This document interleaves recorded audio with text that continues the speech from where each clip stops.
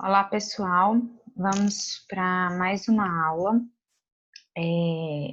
Na aula de ontem, dia 26, nós concluímos com aquelas atividades, com aquelas discussões, o poder constituinte derivado reformador, né? Que é o poder constituinte de reforma da Constituição, de atualização dessa Constituição ao longo do tempo, né? Conforme vimos nas classificações que embora exista a classificação imutável, não se utiliza uma Constituição que seja totalmente imutável, né? É necessário, é benéfico que ela possa ser ajustada e atualizada com o tempo. Nós até vamos ver a importância disso de novo no poder constituinte derivado revisor, que vamos estudar nessa aula. E como a nossa Constituição é rígida, o exercício do poder constituinte derivado de reforma se dá através do procedimento de emenda à Constituição. Então, nós vimos as características desse poder constituinte reformador, né, dele ser limitado e condicionado pelo PCO. Nós estudamos o artigo 60 da Constituição para entender na Constituição de 88 como é o procedimento de emenda à Constituição, quais são os limites, então, que foram colocados pelo PCO para o nosso poder constituinte reformador, que é, né, o nosso Congresso Nacional. E, enfim, fizemos algumas reflexões, debatemos, né, algumas questões não tão simples e objetivas assim dessas limitações, como as cláusulas pétreas e tudo mais. E agora, então, nós vamos estudar, nesse vídeo eu vou trazer para vocês outros dois tipos de poder constituinte derivado também, ou seja, naquela mesma linha de ser um poder constituinte secundário, de segundo grau, que deriva do poder constituinte originário. Nós vamos estudar o decorrente e o revisor. Deixa eu compartilhar a tela aqui com vocês.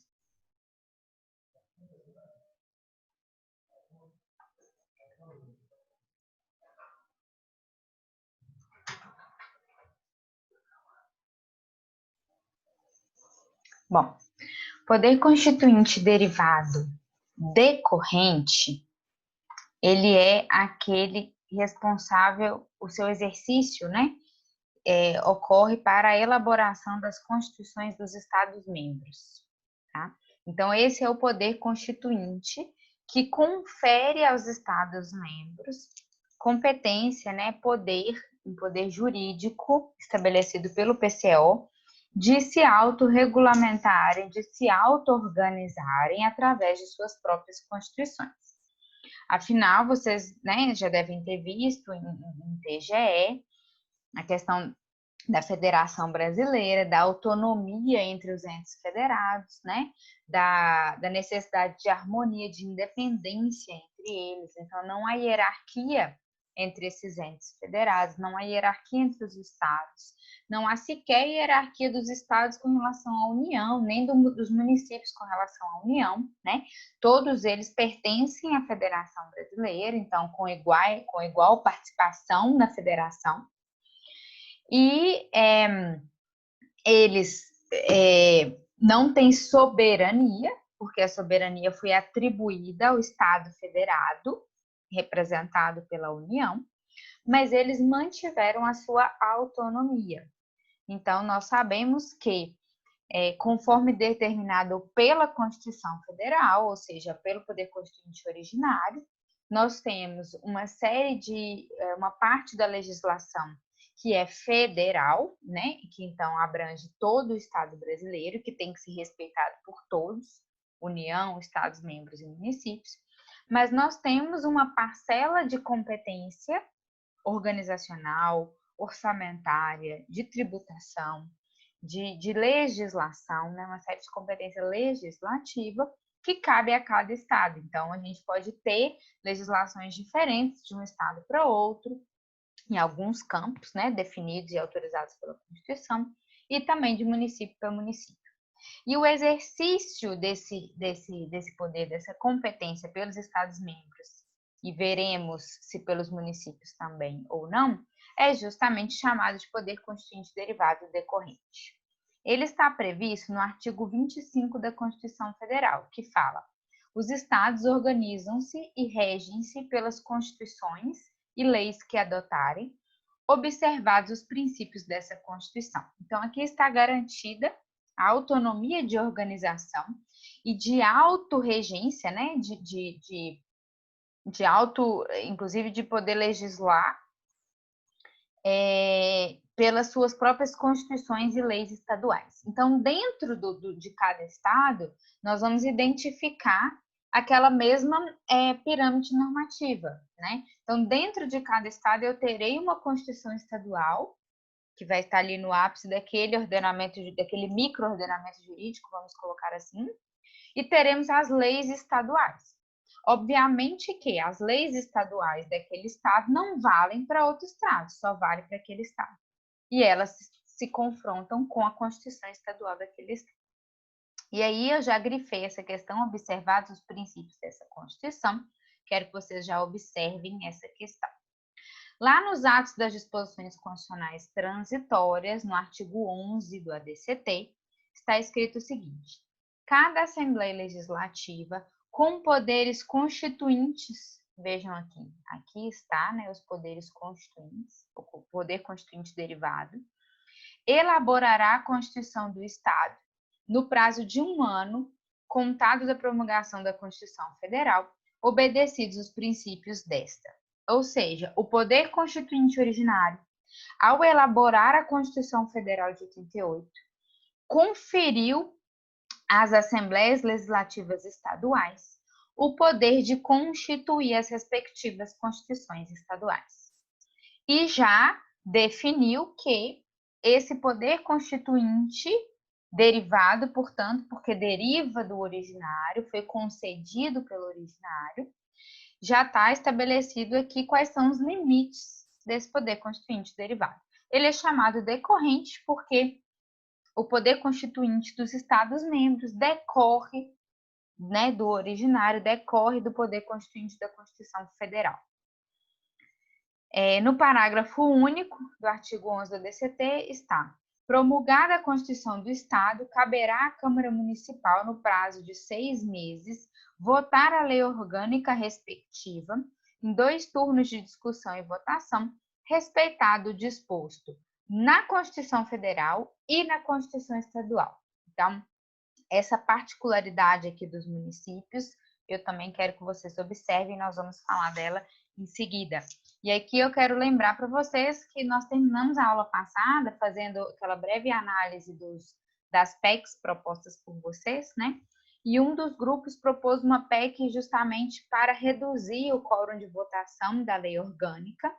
E aí eu falei com o grupo assim que eu fiquei em dúvida se eles observaram que a lei orgânica é como se fosse a Constituição do município, tá? Por isso que ela tem um quórum de votação diferente das leis municipais. Então, vamos seguir aqui. E aí eu pergunto para vocês, então, tudo bem, tá aqui previsto na Constituição, no ADCT, decorre, né, da Constituição, deriva do poder constituinte originário, a autorização para que os estados se organizem, se autogerenciem, né, se auto-administrem com a elaboração da sua própria Constituição. Está aqui já um limite, né, estabelecido para as constituições estaduais, então está aqui já um limite estabelecido para o exercício do poder constituinte decorrente. E já fala que é uma particularidade dos municípios. Os municípios têm lei orgânica e não Constituição, e tem que respeitar a Constituição Federal e estadual. E aí, é exatamente isso que eu coloquei para vocês.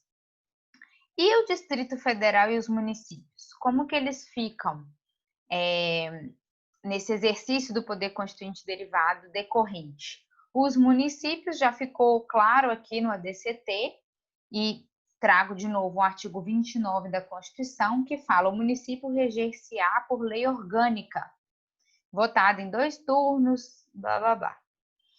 aqui o limite, né? Atendidos os princípios estabelecidos na Constituição e na Constituição do respectivo Estado. E ainda uma série de preceitos listados no artigo 29. Então, aqui estão os limites para o exercício desse poder legislativo aqui de elaboração da lei orgânica. Mas vejam bem, aqui eu estou falando em lei orgânica, não estou falando em Constituição. E o Distrito Federal, a mesma coisa. O Distrito Federal, vedada a sua divisão em municípios, reger-se-á por lei orgânica, votada também em 2 turnos, 2/3 da Câmara Legislativa e promulgada atendidos os princípios estabelecidos nesta Constituição. Então, aqui nós temos atendidos os princípios estabelecidos nessa Constituição e na Constituição Estadual. E aqui, para o Distrito Federal, nós temos atendidos os princípios estabelecidos nesta Constituição. Eu até não tinha grifado, né, essas partes, mas eu acho que vale a pena a gente grifar, que aqui está os limites estabelecidos pelo PCO para o exercício desse poder constituinte derivado, que a gente chama de decorrente. E aí, eu quero saber de vocês o seguinte: esse nome, o fato do Distrito Federal e dos municípios, né, a lei que os rege, que os organiza, a lei que representa essa autonomia desse ente federado, essa capacidade de auto-organização, de auto-administração. O fato de chamar lei orgânica e não Constituição, como é o caso dos estados, isso faz alguma diferença? Ou, seja em Estado-membro, seja Distrito Federal, seja município, eu vou observar o exercício do poder constituinte derivado decorrente, na medida em que é o exercício de autonomia, de auto-organização desses entes federados. Vamos ver, então, se tem alguma diferença. A questão é que Distrito Federal e municípios regem-se por lei orgânica e não por Constituição.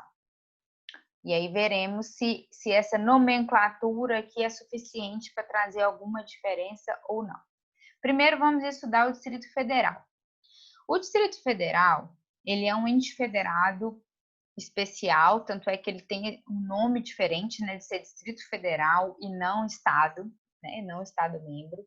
É onde fica a capital do Estado Federado Brasileiro, né, Brasília. E ele possui características e competências tanto de Estado-membro quanto de município. Então, ele tem uma característica toda especial, tá? Ele é um ente federado híbrido, chamado de híbrido, porque ele junta, aqui, ó, está no artigo 32, parágrafo 1º. Ao Distrito Federal são atribuídas as competências legislativas reservadas aos estados e municípios. Então, o Distrito Federal, ele é como se, ao mesmo tempo, ele é um estado-membro e é um município, porque ele tem competência legislativa de estado, ele acumula também a competência legislativa municipal. Questão tributária, ele também tem competência tributária de estado e acumulada com a competência tributária de município. Ou seja, ele é um estado e um município ao mesmo tempo, tá? E por isso ele é chamado de ente federado híbrido e ele tem essa característica toda especial. E aí, também, né, por escolha do poder constituinte originário, ao invés do nome do instrumento jurídico que representa essa autonomia de auto-organização do Distrito Federal, chamar Constituição do Distrito Federal ou Constituição Distrital, foi chamado de lei orgânica. Só que qual que é a questão? A lei orgânica do Distrito Federal possui fundamento de validade direto na Constituição Federal. Voltando aqui, ó, o artigo 32 que regulamenta o Distrito Federal, veja bem, o limite dele é atendidos os princípios estabelecidos nesta Constituição. Ponto.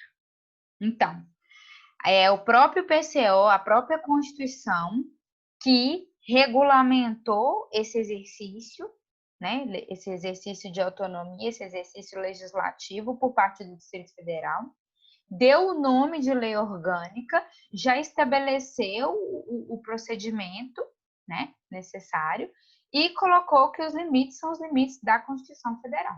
Ponto. Então, o fundamento de validade da Lei Orgânica do Distrito Federal é direto na Constituição.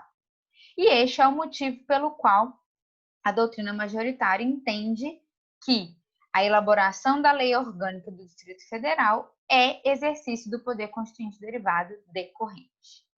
E aqui, justamente no fundamento de validade, é que nós vamos ver a diferença dos municípios. Então, já adianto para vocês que a diferença, então, não está nessa nomenclatura. Não está se eu chamo de lei orgânica ou se eu chamo de Constituição. O nome que eu dou para o instrumento jurídico não faz diferença. E ambos são exercício da autonomia do ente federado. A diferença está nos limites impostos pelo PCO, pelas condições colocadas pelo PCO. Por quê? O PCO, está lá na Constituição, que as leis orgânicas municipais submetem-se às respectivas constituições estaduais e não diretamente à Constituição Federal. Aqui é que está essa interposição das constituições estaduais entre a Constituição Federal e as leis orgânicas municipais é que faz com que, doutrinariamente, nós vamos entender que aos municípios não foi concedido poder constituinte pelo PCO, do nosso ordenamento jurídico vigente, pela Constituição Federal de 88. Então, repetindo, a Constituição Federal de 88 não atribuiu aos municípios poder constituinte derivado, tá? Eles têm autonomia, são entes federados autônomos, tá? Mas a competência, as condições e os limites de exercício da competência e da autonomia dos municípios, ela é interposta pelo exercício do poder constituinte derivado decorrente pelos municípios. Então, pelos estados, desculpa.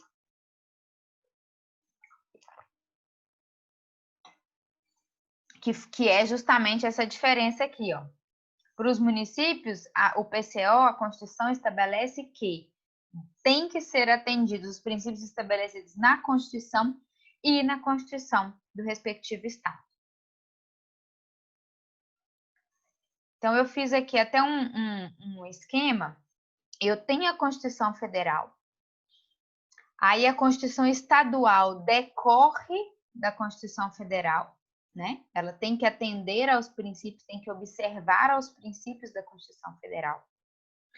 A elaboração das constituições estaduais tem que atender às condições, ao procedimento estabelecido pela Constituição Federal.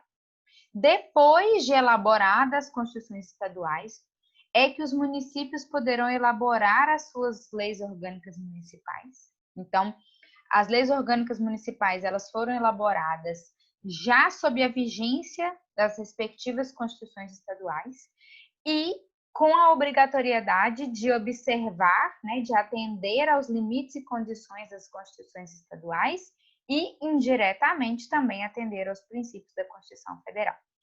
Essa interposição aqui da Constituição Estadual é que nós vamos entender que não foi conferido, então, aos municípios poder constituinte, ok? Ele tem apenas o poder legislativo de autorregulamentação, de auto-organização, tá? Então, aqui, nesse âmbito, nós temos o exercício do PCO e depois do PCD reformador, que é o poder de emendar a Constituição através das emendas constitucionais. Aqui no âmbito estadual, eu tenho um exercício de um poder constituinte derivado, que eu vou chamar de decorrente, ele decorre da Constituição. E aqui eu não reconheço poder constituinte, tá? E eu pus aqui a Lei Orgânica do Distrito Federal aqui de ladinho, porque o Distrito Federal não pode ser dividido em municípios, então eu não quis colocar aqui junto para não fazer essa confusão, porque abaixo da Lei Orgânica do Distrito Federal eu não vou ter leis orgânicas municipais, que tem que atender a Lei Orgânica do Distrito Federal, tá? O Distrito Federal é uma unidade federativa geograficamente única, ela não pode ser dividida em municípios, tá?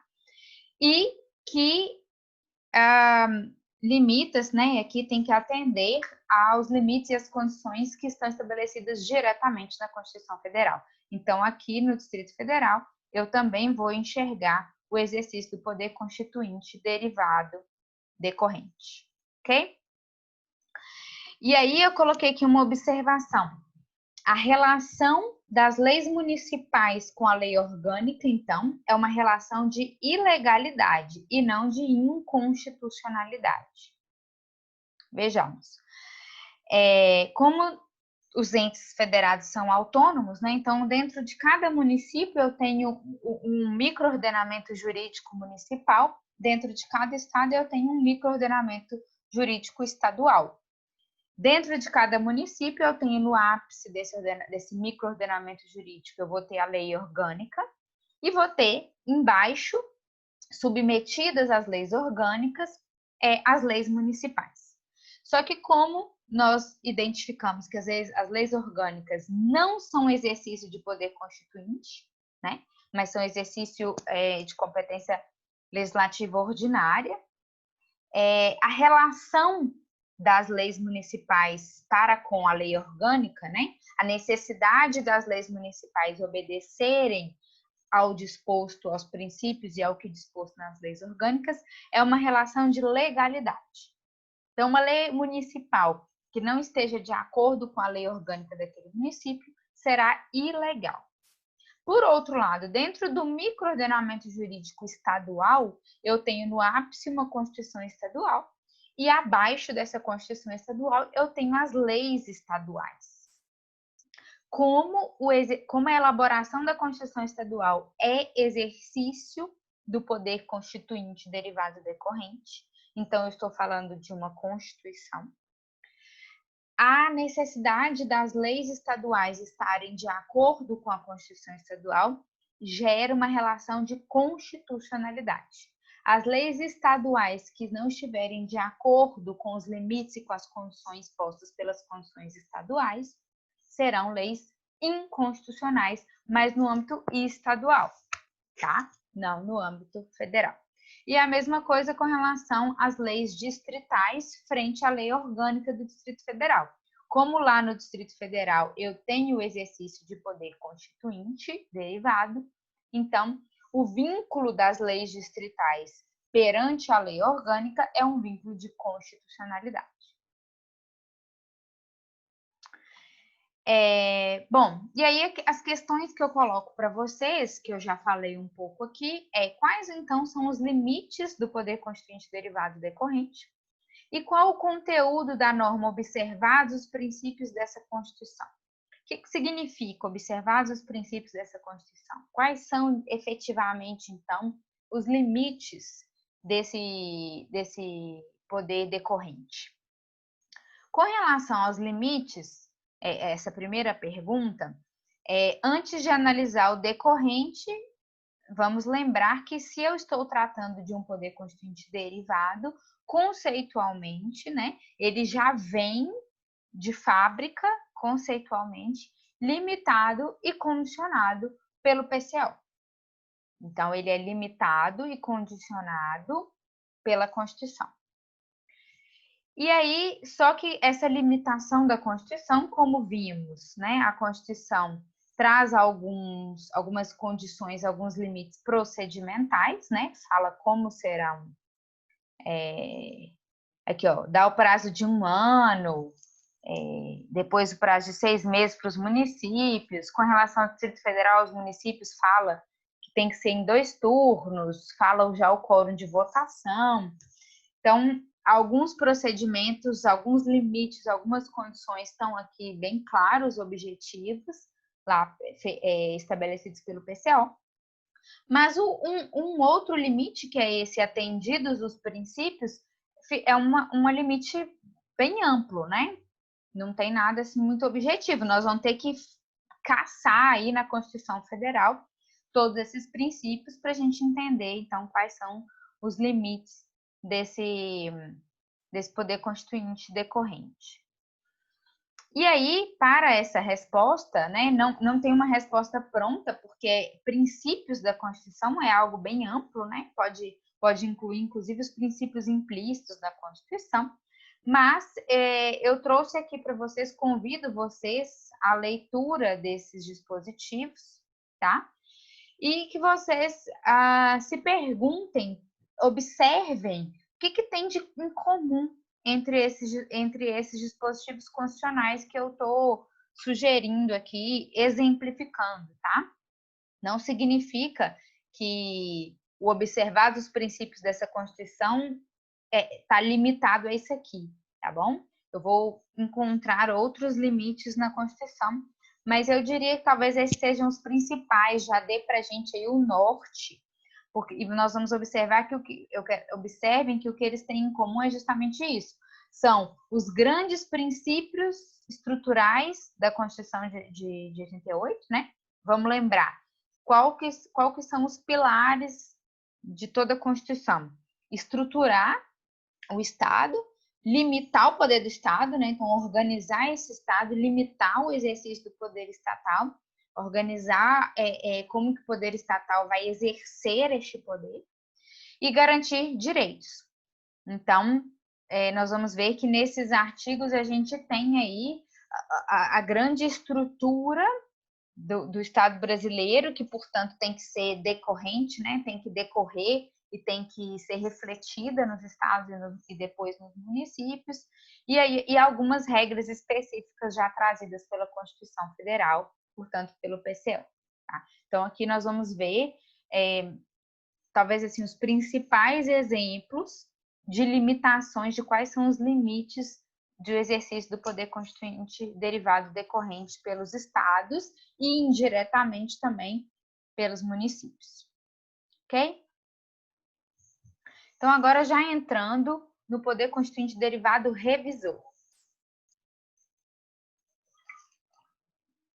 O exercício desse poder constituinte está lá no artigo 3º do ADCT.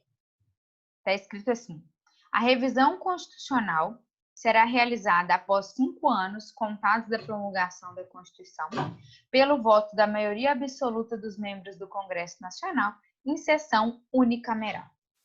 O que é esse poder constituinte derivado? Primeiro, assim como para responder essa primeira pergunta aqui do decorrente, eu fiz essa observação de que se trata de um poder constituinte derivado. Então, claramente, é um poder que deriva do poder constituinte originário e que é, então, limitado e condicionado pelo PCO.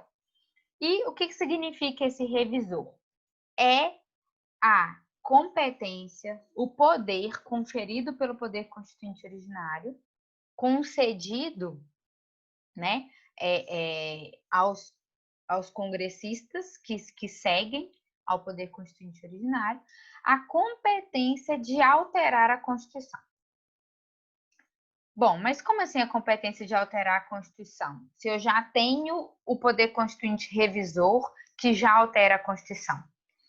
Desculpa, o reformador que já reforma e altera a Constituição. A diferença do revisor para o reformador é que o revisor vai ser uma via extraordinária de alteração da Constituição e é permitido, é concedido a competência, o poder de alteração global da Constituição.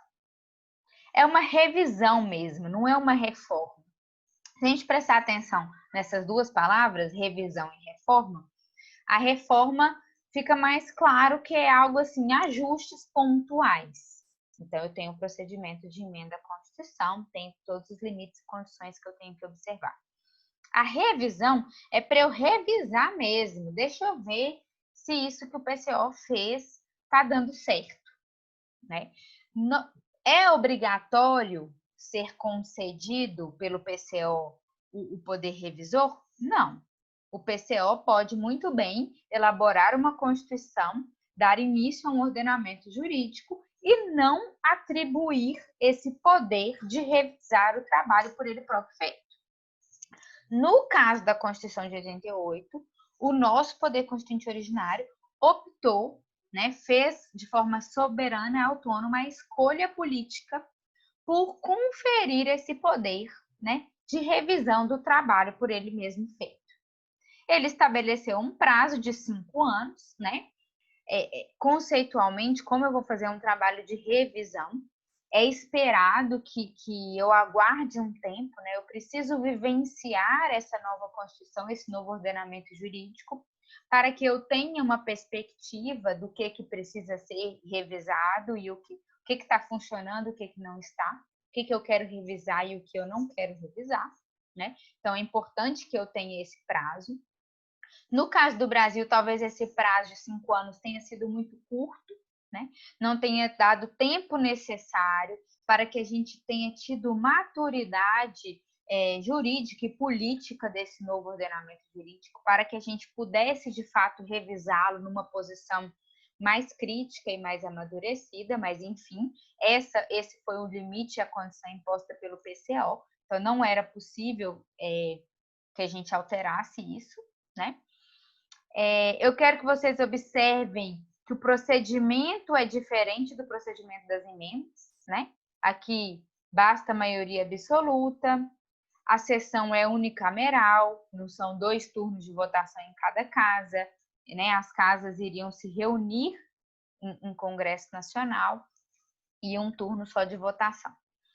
Então, é uma via extraordinária, não é uma via de emenda constitucional, tampouco é um procedimento ordinário, né? Mesmo porque, como nós somos uma Constituição rígida, nosso procedimento ordinário só vale para a legislação infraconstitucional. Então, nós vamos chamar de uma via extraordinária de revisão, talvez seria melhor do que a palavra alteração, de revisão completa da Constituição, tá? Então, quais são as diferenças do revisor para o reformador, basicamente? A amplitude, né? Enquanto o reformador é pontual, apenas alguns, ele está autorizado a rever, a reformar apenas alguns pontos da Constituição. Enquanto o revisor já tem uma competência, um poder de alteração mais global da Constituição. O procedimento é diferente, né? O procedimento é claramente diferente. E o poder constituinte, e aí um outro ponto essencial de diferença entre eles é que o revisor, ele é um poder constituinte perene, né? Enquanto estiver vigente o nosso ordenamento jurídico, a nossa Constituição de 88, eu posso exercer quantas vezes eu quiser o poder constituinte derivado reformador. Basta, né, que eu tenha as assinaturas, que eu tenha a iniciativa. Então, quantas vezes eu quiser, eu posso dar início a esse processo de emenda constitucional. O poder constituinte derivado revisor, não. O PCO falou, a revisão constitucional será realizada após 5 anos. É um evento. Então, o poder constituinte derivado revisor é um poder constituinte atribuído ao nosso Congresso Nacional, né, aos congressistas, mas para exercício uma única vez. Era um tiro só. Essa revisão foi feita no Brasil nos anos de 93 e 94, tá? Então, o Congresso Nacional entrou em sessão, em deliberação, para exercício do poder constituinte revisor, tá? E produziu 6 emendas. Eu trouxe aqui para vocês nos slides, vou ler muito rapidamente, isso não é tão importante, até mesmo porque, infelizmente, essas emendas de revisão feitas pelo nosso Congresso Nacional foram de pouca expressão, tá? Eu quase posso dizer que nós perdemos a oportunidade de fazer uma revisão mais profunda da nossa Constituição, mais crítica com relação à nossa Constituição, tá? A emenda constitucional de revisão número 1 alterou o ADCT, instituiu um Fundo Social de Emergência. A número 2 alterou o artigo 50, parágrafo 2º da Constituição, aumentando, né, os titulares de órgãos que poderiam ser intimados, né, conclamados a comparecerem perante o Congresso Nacional. Então, ampliou o poder do Congresso Nacional de notificar, de convocar esses órgãos aqui. A emenda constitucional de revisão 3 amplia as hipóteses de nacionalidade, tá? Fez aquela questão dos portugueses e tal. A emenda constitucional de revisão número 4 alterou o artigo 14, criou esse parágrafo 9º, reservando à lei complementar a competência, a capacidade de criar outros casos de inelegibilidade. A emenda constitucional de revisão número 5 alterou para 4 anos a duração do mandato de presidente da República, alterou então o artigo 82, que depois foi novamente alterado pela emenda constitucional 16 de 97. Então, aqui eu tenho o poder constituinte derivado revisor. E aí depois o mesmo dispositivo constitucional acabou sendo alterado pelo poder constituinte derivado reformador, né? Então, eu tenho aqui procedimentos diferentes, né? Tempos diferentes e a possibilidade, a potencialidade de alcance também diferente. E a última emenda constitucional de revisão 6 dispôs que a renúncia do parlamentar não interrompe o processo de cassação do mandato, está lá no artigo, alterou o artigo 55 da Constituição.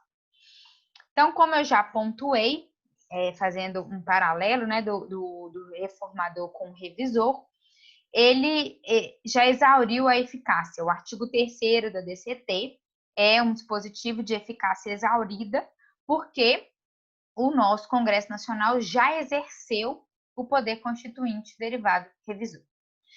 E esse é um poder constituinte que, diferente do poder constituinte originário, né, que é um poder latente, permanente, pode ser exercido a qualquer momento pelo povo, e diferentemente também do poder constituinte derivado reformador, que também pode ser exercido a qualquer momento, desde que, claro, atendidas as exigências e os requisitos, o revisor só pode ser exercido uma única vez, porque assim foi colocado pelo nosso PCO, tá?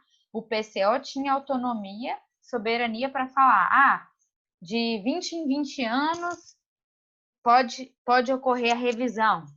Era uma opção, mas eles optaram por falar que a revisão ia acontecer uma única vez, tá? E aí eu pus aqui essa observação para a gente lembrar lá quando a gente estudou a estrutura da nossa Constituição, preâmbulo, parte dogmática e o ADCT, a gente falou sobre isso, né? O ADCT traz normas que tendem a ser transitórias, né? Algumas estão vigentes até hoje, há 30 anos, então elas parecem quase que permanentes, mas elas têm a característica, elas têm a natureza de serem transitórias, não no sentido de que elas serão vigentes durante um curto espaço de tempo. Elas estarão vigentes enquanto elas forem necessárias, né? Por isso que nós temos algumas vigentes até hoje. Mas à medida que elas traz, né, uma transição, a necessidade de transição, de adequação do nosso modelo antigo, né, da ordem jurídica anterior para a ordem jurídica atual, o ADCT ajuda a gente a fazer esse processo de adaptação, esse processo de transição, mas as normas do ADCT que forem sendo aplicadas, né, que forem sendo vivenciadas, elas perdem a sua eficácia, que é justamente o caso do exercício do poder constituinte revisor. E aí eu coloquei, então, quais são as características desse revisor? Coloquei aqui nesse slide, mas eu já trouxe para vocês, né, nesse paralelo que eu fiz do reformador com o revisor. E aí eu volto para a gente concluir algumas observações. Ele tem em si, né, a atribuição do PCO, né, dessa possibilidade de exercício de um poder constituinte revisor, traz a competência para alteração global, completa da Constituição. E aí eu fiz um questionamento. É um novo PCO?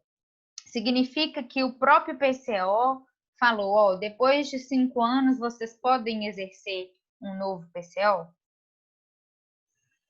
a observação de que tem um procedimento próprio, né? Diferente do procedimento de emenda à Constituição. Ele é limitado e condicionado pelo PCO? Quais limites? Porque lá, no artigo 3º, só fala: a revisão será realizada após 5 anos e traz o procedimento, né? E nós vimos que o conceito de poder constituinte derivado revisor é ser uma via extraordinária de alteração, de modificação global da Constituição. Significa que é um novo PCO, então o PCO autorizou já a realização de um novo PCO, é isso?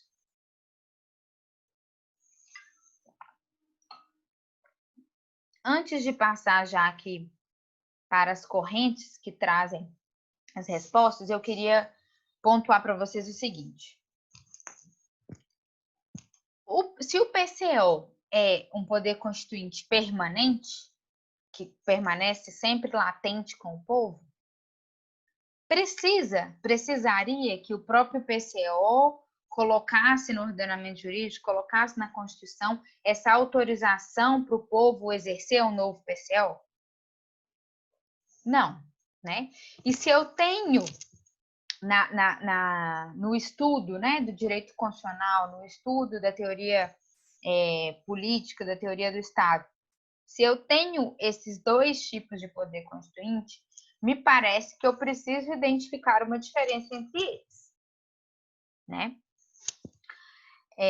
E, como eu falei no início, se eu estou tratando de um poder constituinte derivado, me parece que conceitualmente vem sim essa necessidade de limitação e condições estabelecidas pelo PCO, tá?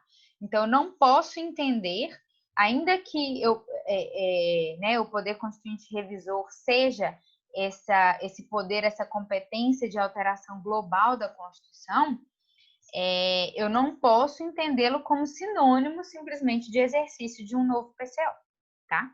Então, eu não estou rompendo com o ordenamento jurídico anterior e iniciando um novo ordenamento jurídico. Eu não vou pensar em que eu vou simplesmente que eu poderia rasgar a Constituição de 88 e construir outra totalmente nova, tá? E ele, claramente, ele é limitado e condicionado pelo PCO e fica de forma clara, né, expressa lá na nossa Constituição, no que tange ao procedimento. O procedimento está claramente limitado e condicionado pelo PCO, enquanto o procedimento de exercício do PCO, vocês se lembram? A forma, o procedimento de exercício do PCO é ilimitado, incondicionado ao PCO, uma vez reunido em Assembleia Constituinte, ele vai se autorregulamentar de forma totalmente ilimitada, incondicionada, e ele vai estabelecer o seu próprio procedimento, que pode ser um procedimento totalmente maluco, pode ser um procedimento muito similar ao que o próprio PCO vai estabelecer para ser o procedimento de emenda à Constituição, por exemplo. Pode ser o mesmo procedimento que o PCO estabeleceu para o Poder Revisor, mas pode não ser, né? O PCO, ele mesmo escolhe o seu procedimento de elaboração. O revisor, não. O revisor, o exercício do poder constituinte revisor, ele já recebe esse poder, ele vai exercer, então, essa competência, essa prerrogativa, e ele tem que observar um procedimento já estabelecido pelo PCO. Mas e aí? Então, a única limitação, as únicas condições que o PCO da Constituição de 88 deu para o nosso poder constituinte revisor foi essa questão procedimental? Ou não? Ou eu tenho que identificar outros limites?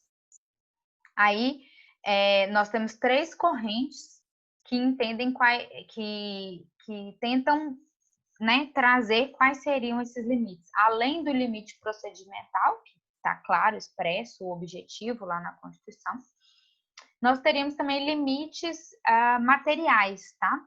No sentido de limites de conteúdo. Qual que é o alcance desse revisor? Né? Quando eu fiz lá o paralelo com o reformador, eu acho que eu já pontuei essa questão. O reformador, o procedimento de emenda à Constituição, nós temos claros limites, né? do que está autorizado que seja alterado na Constituição. E é um universo restrito, né? Eu não posso emendar a Constituição toda. Eu separei ali o que eu chamo de cláusula pétrea, que não pode ser emendada. E o revisor? Se lá no artigo 3º do TCT eu não consigo identificar nenhuma cláusula pétrea, não consigo identificar nenhum limite, significa que o revisor, então, deveria, seguindo aqueles limites, aquele procedimento lá, sessão unicameral, maioria absoluta, no mais, ele estaria livre para alterar todos os artigos? Ele poderia alterar o preâmbulo, alterar todos os 250 artigos, todos os artigos da TCT, se quisesse? E aí nós temos 3 correntes. A primeira corrente vai para um extremo e vai entender que sim, o revisor ele é totalmente ilimitado, seria quase como um novo PCO. Tá? Não seria totalmente um novo PCO, porque ele tem aquela limitação de procedimento mínima ali, né? Ah, e temporal também, né? Limitação temporal. Ele só poderia ser exercido após 5 anos. Então, ele seria totalmente ilimitado aqui no sentido de poder alterar todo e qualquer dispositivo constitucional, regra, princípio, poderia alterar tudo. A segunda, a segunda corrente diz que ele estaria condicionado à modificação da forma e do sistema de governo pelo plebiscito. Vocês devem se lembrar, eu mencionei para vocês, no artigo 2º do ATCT, ficou estabelecido pelo PCO, foi conferido ao povo, né, que seria realizado um plebiscito para a gente escolher entre república e monarquia constitucional e entre parlamentarismo e presidencialismo. Essa corrente entende que o revisor, então, estaria limitado pela limitação temporal de 5 anos, pela limitação procedimental e pelo que o povo escolhesse em plebiscito. Fora isso, então, e no caso nós escolhemos república presidencialista. Então, fora isso, o revisor poderia alterar o preâmbulo, todos os princípios, todas as regras constitucionais. E a terceira corrente, que eu já vou marcar aqui para vocês, que é a que prevalece atualmente no Brasil, é que o revisor teria o limite das cláusulas pétreas. Tá? Então, além da limitação temporal de 5 anos, além da limitação formal procedimental lá prevista no artigo 3º, ele não poderia modificar as cláusulas pétreas. Tá? Então, o limite material igual ao do poder constituinte derivado do reformador. Então, e aí ele poderia alterar toda a Constituição, menos as cláusulas pétreas. Ah, mas aí seria igual o reformador. Não, não é igual ao reformador, porque nós vimos que tem um procedimento diferente. É uma sessão unicameral, né, do Congresso Nacional toda e que exige só a maioria absoluta. Então, embora eles estejam juntos, né, em Congresso Nacional, Senado e Câmara dos Deputados, o quórum era menor. Então, era uma revisão, vamos dizer, mais fácil de ser feita do que a emenda constitucional, tá? Mas, por entender que o PCO quis resguardar aquela estrutura mínima da Constituição, né? Que é os pilares da nossa Constituição, que é a federação, a estrutura de voto, separação de poderes e os direitos e garantias individuais. Se esse mínimo pudesse ser alterado no exercício do revisor, na verdade, a gente estaria exercendo um novo PCO, né? A gente estaria modificando toda a estrutura a nossa Constituição de 88 perderia a sua identidade, né? Então, nós não podemos inferir que o poder constituinte originário estaria atribuindo a um poder constituinte derivado a possibilidade de destruir, né, de desfazer a estrutura mínima, ali, a base, o fundamento do ordenamento jurídico que o PCO construiu. Tá? Então, essa é hoje a corrente majoritária no Brasil, é o entendimento adotado. Não tem, assim, uma relevância prática muito grande, né? Porque nós vimos que quando né, nós optamos por exercer, o Congresso Nacional optou por exercer já o nosso poder constituinte revisor. Quando o fez, não trouxe, assim, nenhuma revisão de vulto, né? Nenhuma revisão muito substancial que pudesse gerar aí uma dúvida, um questionamento sobre se o exercício do poder revisor no Brasil teria ultrapassado ou não os seus limites. Foram revisões bem pontuais, então nem me parece assim que nos colocaria muito em polêmica aqui com relação a isso. Ok? Então, aqui eu encerramos, né, o estudo desses dois tipos de poder constituinte derivado, o decorrente e o revisor. Lembrando que eles também caem na prova, tá? Amanhã eu vou disponibilizar um material de revisão que vai envolver todos, PCO, reformador, decorrente e revisor. E semana que vem a gente vai fazer uma prova sobre esse assunto, tá? Na outra semana, ainda dentro de poder constituinte, nós vamos estudar o poder constituinte chamado de difuso, mutação constitucional, um assunto bem interessante, e depois a gente segue com o restante da nossa emenda. Ok? Obrigada, um abraço.